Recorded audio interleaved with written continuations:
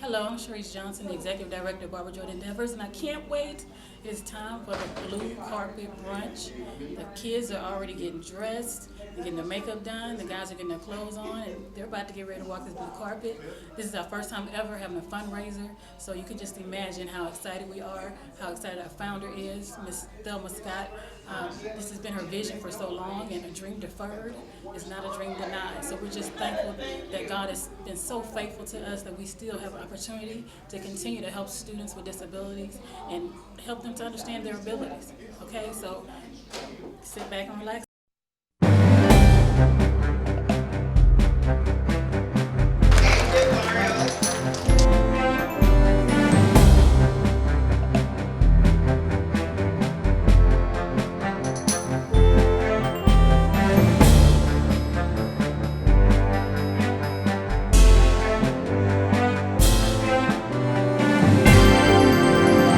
Ladies and gentlemen, I proudly acknowledge our special, unique, wonderful, no labels, no holds barred students from HISD.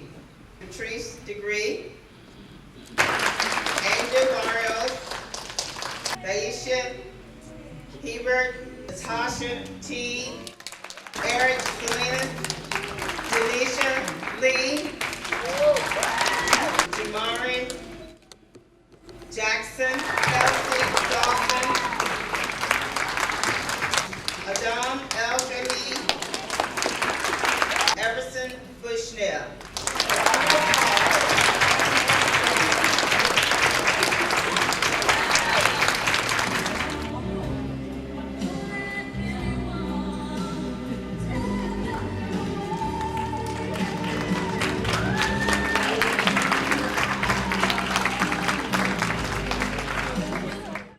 Brandy Nicole Smith, Senior Vice President for Barbara Jordan Endeavors.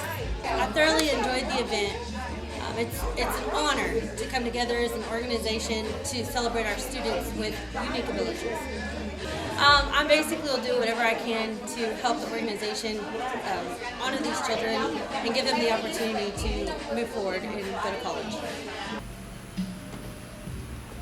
Before we have the moment of silence, I just wanted to say that this is the grandmother.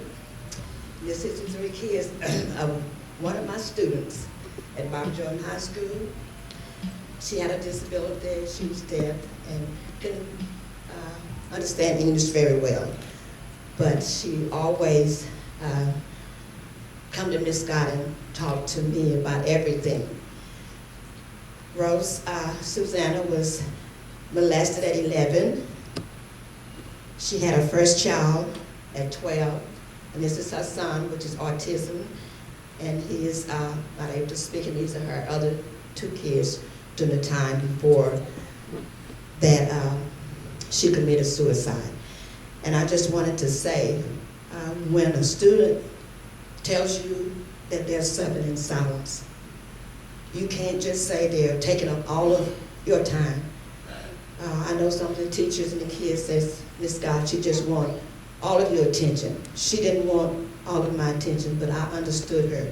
She was crying out for help.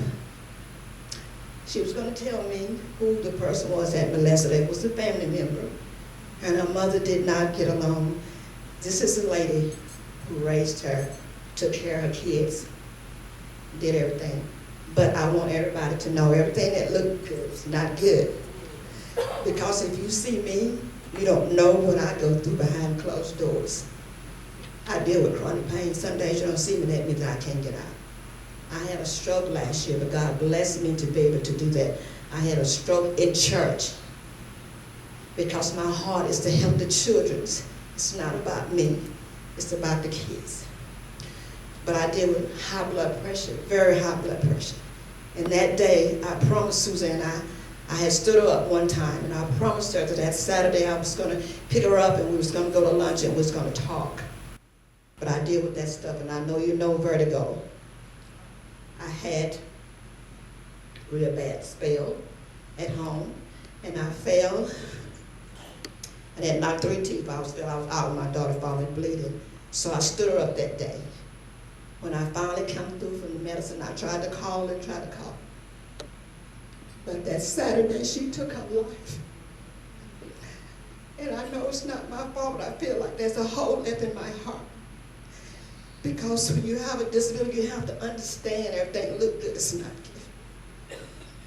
I'm a breast cancer survivor, and I had brain damage, and I have a learning disability, but I can do anything anyone else can do. But I'm given the opportunity.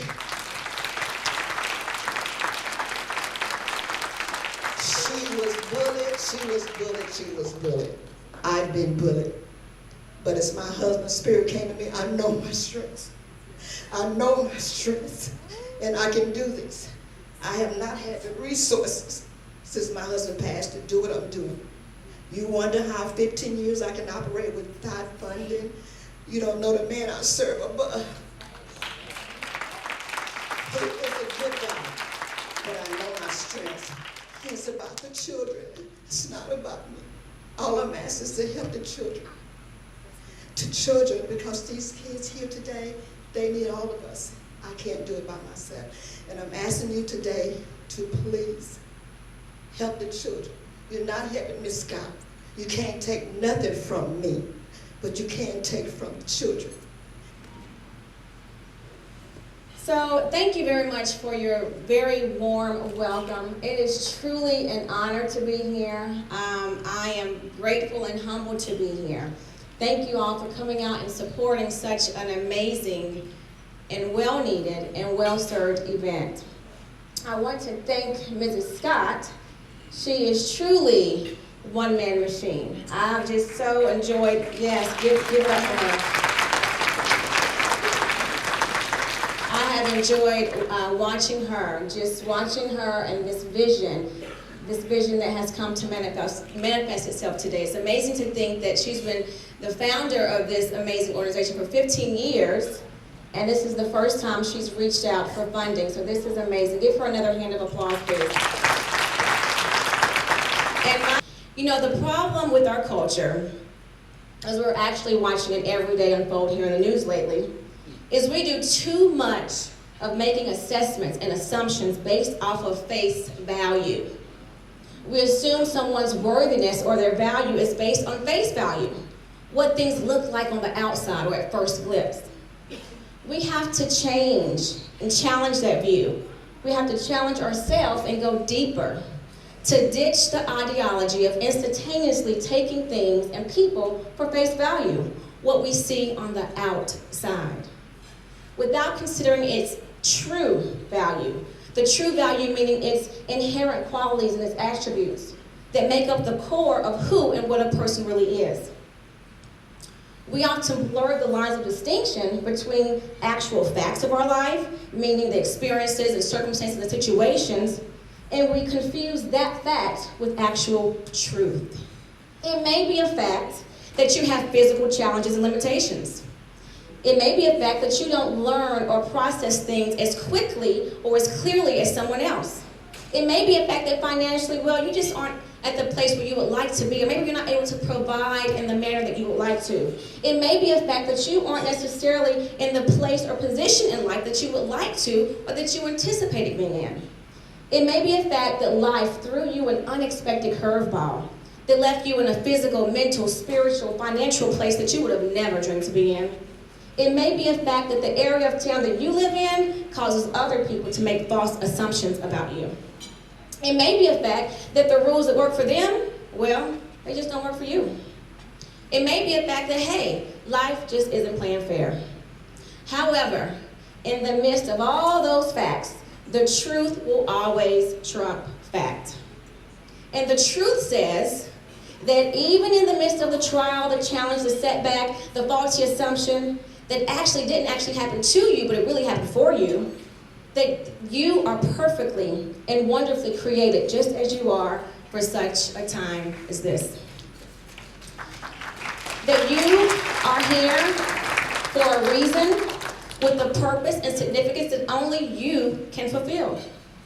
The truth says that before the earth was ever formed, you were thought of and you were considered, and every challenge, setback, and situation that you've gone through has actually helped position you and prepare you for the blessing ahead and the road ahead.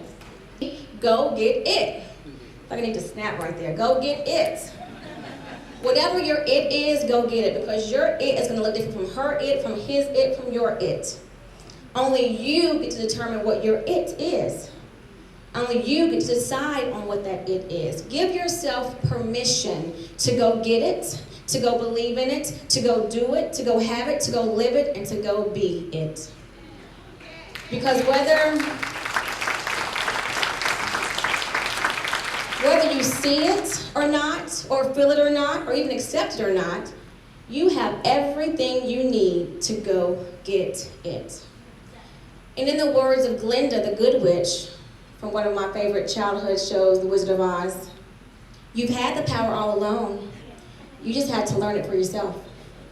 That regardless how you see yourself, or how often we are inclined to see others, in spite of all those physical differences, setbacks, trials, curveballs, limitations, false assumptions, what didn't happen the way it should have happened, regardless of who did what or who didn't do what, who said what or what they didn't say, in spite of all those facts about you, that often makes you feel just messed up. The truth is, in the words of that very wise mother, it doesn't change your value, and it doesn't change your worth. Thank you. I'm Clarinda McGrady, and I had the awesome pleasure of being the keynote speaker at this year's Barbara Jordan Blue Carpet Scholarship Award Ceremony for some pretty amazing high schoolers with unique disabilities. I met Mrs. Scott several months back, and I had the opportunity to listen to her, to hear her heart's cry and her heart's desire about today's event, and I'm just so honored and thrilled to be a part and to see her vision come into manifestation. Today was truly unique. I was able to speak into the lives of many of the youth to remind them that they're to throw the labels off. Any label that doesn't line up with who they were divinely created to be, that they truly are kings and queens, although they were crowned kings and queens. We spoke about how they have to honestly believe that and accept it and walk in it. So it was amazing to be here to remind them that no matter of the disability or no matter what it looks like on the outside, that in the disability there truly is an ability. And so I just so have enjoyed encouraging them to truly look deep and to understand and appreciate and take grasp of the amazing brilliance that they truly have within. And so it's been great. I look forward to next year. It was amazing to know that this has been going on for 14 years, but this was the actual first year that she's actually reached out and made it into a public event. So it's awesome. I'm excited about next year, and I encourage you to get on board to Barbara Jordan Endeavors and to help support. Thank you. God bless. I would like to say I thank everyone for coming out today. This has really been a blessing. Keep praying for the organization that we can move it forward, and hopefully next year that we'll be able to provide more scholarships for our students. Again, thank you so much. This is the end of our program.